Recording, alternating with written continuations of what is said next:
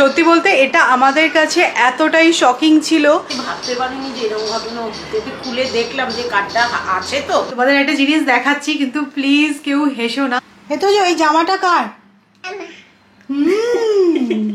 আমার। এই জামাটা কার? কালকে সকাল সকাল যেন সৌরভের সাথে একটা ট্র্যাজেডি ঘটে গেছে। সানডে তো অনেকগুলো ম্যাচ ছিল, তো মোহনবাগান জিতে গেছে, ইন্ডিয়া জিতে গেছে, সেই আনন্দে মাটন খাবে। তার মারাও এসেছে, তো প্ল্যান তো ছিলই। তো কালকে তাড়াতাড়ি করে মাটনের দোকানে গিয়ে পুরো হতাশ হয়ে গেছে সৌরভ, মাটন ছিল না।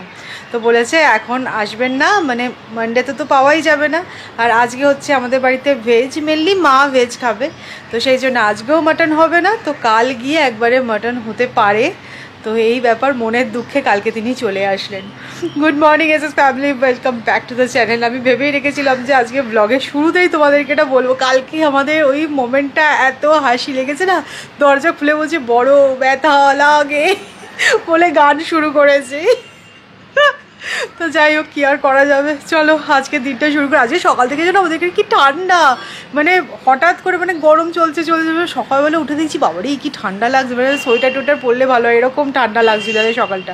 বাট এখন আবার টেম্পারেচারটা ঠিক হয়ে গেছে। দুঃখটা আরো বেশি কেন জানো, কালকেও মাটন হবে না। সৌমি বলে দিল বটে কালকে হবে, বাট কালকে শিবরাত্রি, কালকেও মায়ের নিরামিষ, বৃহস্পতিবার হবে না। মানে সোমবার ভেবেছিলাম মাটন খাবো, আলটিমেটলি চলে যাচ্ছে সেটা শুক্রবার, মানে সপ্তাহের প্রথম আর সপ্তাহের শেষ। কিছু করার নেই। কালকে এতটাই এক্সাইটেড ছিলাম, আমি আবার ব্লগটাও শুরু করেছিলাম এদের সাথে, যদিও সেটা শেয়ার করিনি আর এতটা দুঃখ পেয়েছিলাম। বাট তোমাদেরকে একটা ক্লিপ দেখাচ্ছি, দেখো।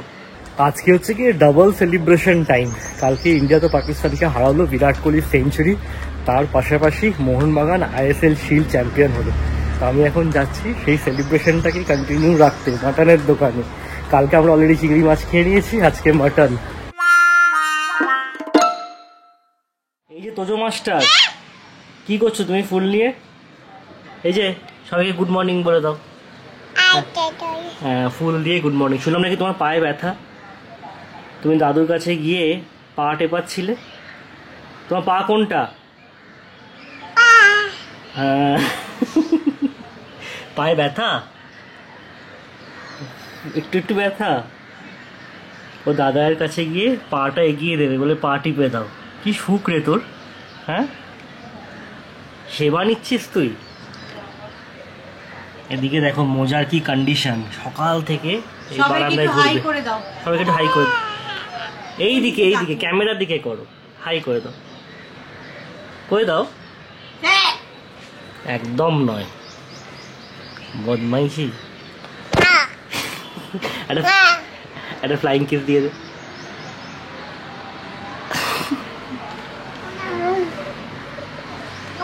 ভীষণ ব্যস্ত সকাল থেকে, প্রচুর কাজ হচ্ছে। দাও আমাকে দিয়ে দাও, আমি মাথায় আটকাবো চুল। দাও, থ্যাংক ইউ। ভালো লাগছে?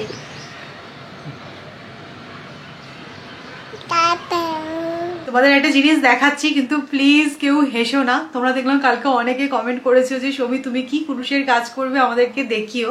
তো ফাইনালি একটা জিনিস আমি রেডি করেছি, তাই ভাবলাম তোমাদেরকে দেখাই।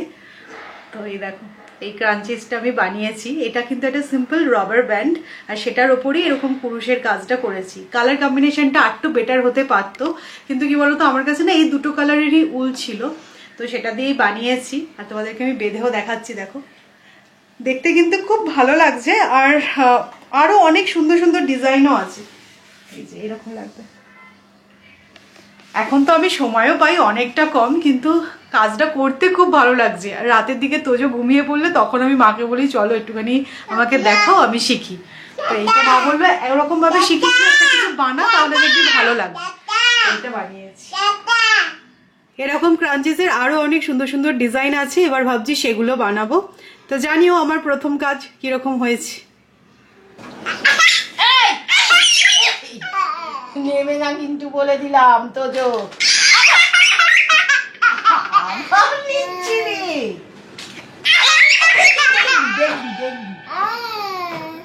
অলরেডি দুটো রিমোট নষ্ট করেছে।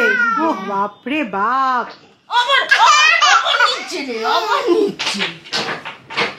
নেবে না, এটা নেবে না, নেবে না, নেবে না, নেবে না।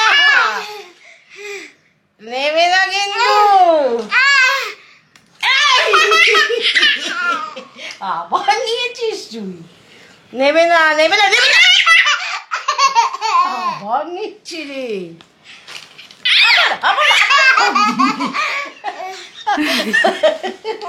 রিমোটের ওপর খুব মানে নজর, দুটো রিমোট অলরেডি নষ্ট হয়ে গেছে। আবার করেছি আবার করেছি রে। তোজো এই টেবিলটা একটুখানি ডাস্টিং করে দাও না গো, টেবিলটা নোংরা হয়েছে, একটু ডাস্টিং করে দেবে? করবি না কেন? তুই ঘর মুছবি এখন, মাসি আসবে তো ঘর মুছতে। টেবিলটা ডাস্টিং করে দাও, টেবিলটা ডাস্টিং করে দাও। হ্যাঁ ঠিক, টেবিলটা নোংরা হয়েছিল তো, মাসি তো এসে ঘর মুছবে। তুই মাসির কাজও করে দিবি তাড়াতাড়ি করে। সবাই কি বলবে বলতো? Child labour, child infant labour হয়ে যাবে রে। উঠে পড় উঠে পড় উঠে পড়, অনেক কাজ হয়ে গেছে বাবা, ক্লান্ত। এ তো যে ওই জামাটা কার? আমার। বলে এটা আমার। এই জামাটা কার? হ্যাঁ, তো যে এখন একটা দুটো করে না এরকম ওয়ার্ডস বলছে। এটা দেখালে বলছে যে এটা আমার। এটা কার তোজো? হ্যাঁ ঠিক। বুলি ফুটে গেল।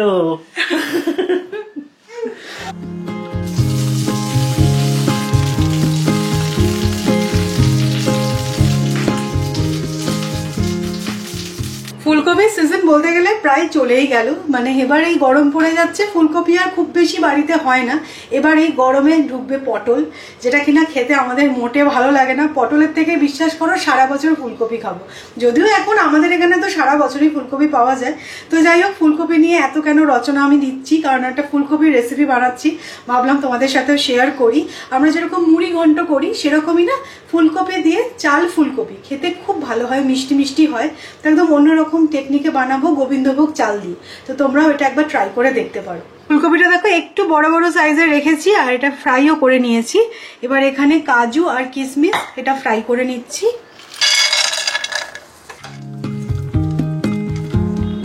বাবা আজকে সকালে বাজারে বেরিয়েছিল, আর দেখো সিজনের প্রথম তরমুজ নিয়ে এসেছে, একটা এত বড় তরমুজ এনেছে জানো।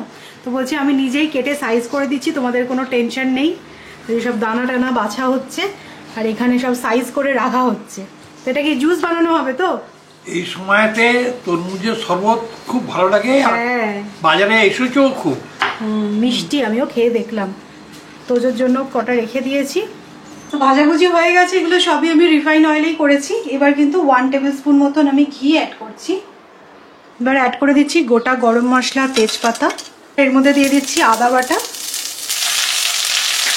এবার দেখো গোবিন্দভোগ চালটা কিন্তু আমি সিম্পলি ধুয়ে রেখেছি, চালটা এখানে অ্যাড করবো আর একটু নাড়াচাড়া করে নেবো।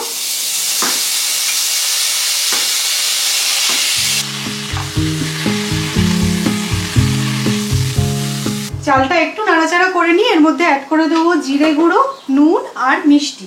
একটু মিষ্টি মিষ্টি হবে, তোমাদের আগেই বলেছি, আর কিন্তু কিচ্ছু অ্যাড করবে না।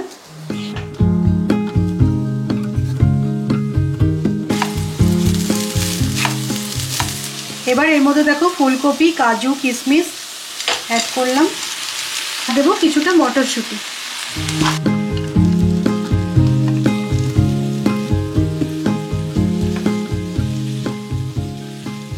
এবার যে কোয়ান্টিটিতে আমি চাল অ্যাড করেছি তার ঠিক ডাবল কোয়ান্টিটিতে জল অ্যাড করে কুক করে নেব। অনেকটা যেরকম সে আমরা পোলাও রান্না করি সেরকমই 1 পট রাইস, কিন্তু এটা না অন্য রকমেরই খেতে হয়, তোমরাও ট্রাই করে দেখো। তো এটা আমার মায়ের এক বন্ধুর রেসিপি, এর আগেও আমার মনে হয় আমি চ্যানেলে শেয়ার করেছিলাম। তো আজকে যেহেতু মায়ের ভেজ, তাই ভাবলাম মাকে এটা বানিয়ে দেওয়া যাক। আর ডেফিনেটলি মা তো এতটা খাবে না, মায়ের নামে আমরাও একটুখানি টেস্ট করে নেবো, কারণ খেতে সত্যি খুব সুন্দর হয়। অবশ্যই ট্রাই করো। এটা কিন্তু তোমরা পটল দিয়েও বানাতে পারো, মানে সিজনাল যেগুলো আর কি খেয়ে খেয়ে মুখে আবার পচে যায় সেই সমস্ত জিনিস দিয়ে কিন্তু এগুলো বানানো যায়। মেনলি পটল দিয়েও হয় আর ফুলকপি দিয়েও হয়, বাট আমরা ফুলকপিটাই বেশি পছন্দ করি। চাল ফুলকপি দেখো একদম রেডি, একদম ঝরঝরে রাইসটাও হয়েছে। তোমরা অনেক সময় জিজ্ঞাসা করো যে এটা করতে কত সময় লাগলো, তো আজকে আমি টাইমটা ওয়াচ করেছি, তো এক্স্যাক্টলি 20 মিনিটস কিন্তু লেগেছে। আজকে আমাদের লাঞ্চ করা হয়ে গেছে, তারপর আছে ঠান্ডা ঠান্ডা ওয়াটারমেলন জুস। যদিও গরম খুব পড়েছে সেরকমটা নয়, বাট এটা খেতে বেশ ভালোই লাগে, সিজনের প্রথম। এই তরমুজের শরবতটা যে আমি খেতে কি ভালোবাসি, মানে আমাকে 1 গ্লাসের বেশিও যদি দিয়ে দেওয়া হয় আমি খেয়ে নেবো। আমরা খুঁজছি তোজো কই, এই ঘরটা অন্ধকার। দেখি ঠাকুরের সামনে এসে চুপটি করে বসে আছি। কি করছিস এখানে? নমো নমো করে দাও, নমো নমো করে দাও।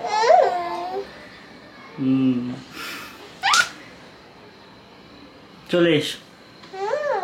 সবাই খুঁজছে তোজো কই বলছে তো, সবাই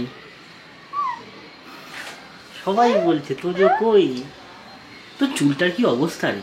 চলে আয়। আজকে আমাদের চা খেতে খেতে একটু লেট বেজে গেছে, প্রায় 7টা। আমি অ্যাকচুয়ালি একটু ঘুমিয়ে গেছিলাম, তো উঠে একসাথে এবার সবাই মিলে বসে চা খাওয়া হচ্ছে। না, আমাদের জুসটাও খাওয়া হয়েছে, ওই জন্য সবাই একটু লেট। চা খেতে বসে আবারও একটা জিনিস নিয়ে আলোচনা হচ্ছিল। এই ব্যাপারটা আমরা জানতাম, বাট তোমাদের সাথে শেয়ার করা হয়নি। বেশ মাসখানেকার আগেকার ঘটনা। তো মায়েরা তখন কলকাতাতেই ছিল। তো একদিন রাত্রেবেলা মা দেখছে হঠাৎ করে মায়ের মোবাইলে মেসেজ আসছে যে কোন একটা কার্ড আর কি ট্রাই করা হচ্ছে ট্রানজ্যাকশনের জন্য। ভাবতে পারিনি যে এরকম ঘটনা হতে পারে। হ্যাঁ সত্যি কথা, কারণ কার্ডটা না মায়ের কাছেই ছিল এবং কার্ড হারিয়ে যাওয়ার কোনো ব্যাপার নেই।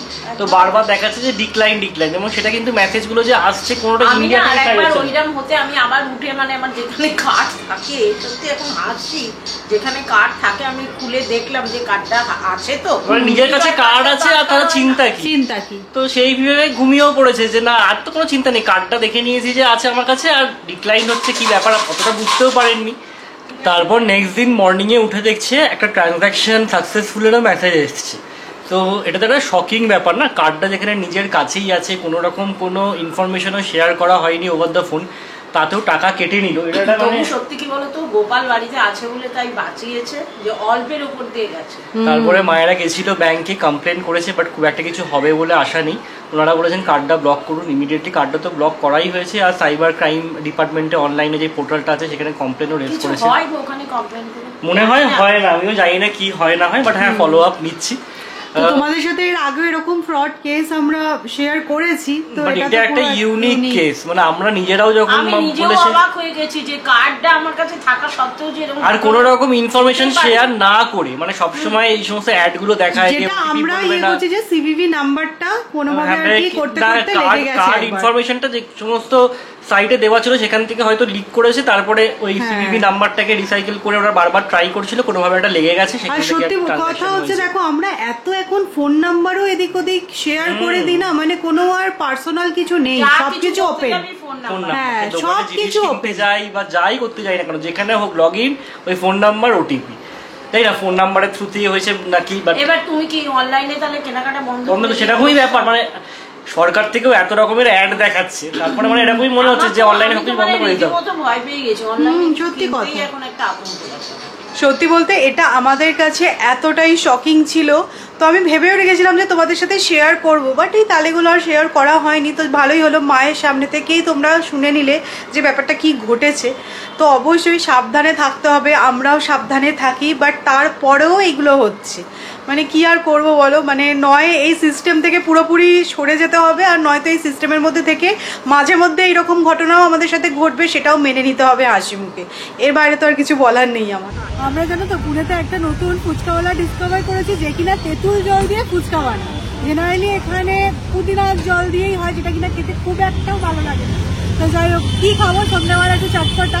আজকে একদম ভেজ ডে, একে তো মায়ের সংযম, তার মধ্যে মঙ্গলবার, কালকে যেহেতু শিবরাত্রি, তো মাদেরকে বললাম চলো ফুচকাটা খেয়ে আসি। ভালো, বেশ আগের দিন খেয়েছিলাম, দারুণ লেগেছিল। তেঁতুল জলকে মিস করি আমরা, আর এত ভিড়, আমরা এখানে ওয়েট করছি, পুরো ওনাকে চার ধারে সব লোক ঘিরে দাঁড়িয়ে আছে, একটু ফাঁকা না হলে যাবো না, এখানে সবাই এখন বসে আছে। সো কিছুক্ষণ হলো আমরা বাড়ি ফিরেছি, তারপরে তোমাদের সাথে কথা বলা হয়নি। তোজোর খাবারটা রেডি করলাম, তো সৌরভ আজকে ওকে খাওয়াচ্ছে, আমি মাদের সাথে একটুখানি আড্ডা দিচ্ছি। ফেরার পথে গেছিলাম ওয়েস্ট সাইডে, আমি না বাড়িতে পরা স্লিপারগুলো সব ওয়েস্ট সাইড থেকেই কিনি, খুব ভালো হয়। তো এই সামার টাইমে স্লিপারের কালেকশনটা অনেক বেশি থাকে, তো একটা কিনে নিয়ে আসলাম, 399 দাম। তো আমি বাড়িতে ওই স্লিপারগুলোই পরি, খুব ভালো কোয়ালিটি। তো আমাদের খাওয়া দাওয়া হয়ে গেছে, বাবা ইনফ্যাক্ট ঘুমিয়েও গেছে, বাট আমরা এখানে তিনজনে বসে আড্ডা দিচ্ছি, প্লাস মা আমাকে একটুখানি শিখাচ্ছে এখন পুরুষের কাজটা, যেটা তোমাদেরকে বলছিলাম, এখন একটু হাতে সময় পাই আমি। তোজো ঘুমিয়ে গেলে মানে 10টার থেকে 12টা অবধি খুব ভালো একটা মানে উই টাইম কাটানো যায়। তো যাই হোক, এখন আড্ডা চলবে। তো চলো আজকের মতো ব্লগটা এবার এখানে এন্ড করছি। যদি তোমাদের ভালো লাগে তাহলে অবশ্যই করে লাইক করো, শেয়ার করো, আর প্লিজ চ্যানেলটা সাবস্ক্রাইব করো। কালকে আবার এটা দেখা হচ্ছে ইন্টারেস্টিং ব্লগে, ততক্ষণের জন্য টাটা, গুড নাইট।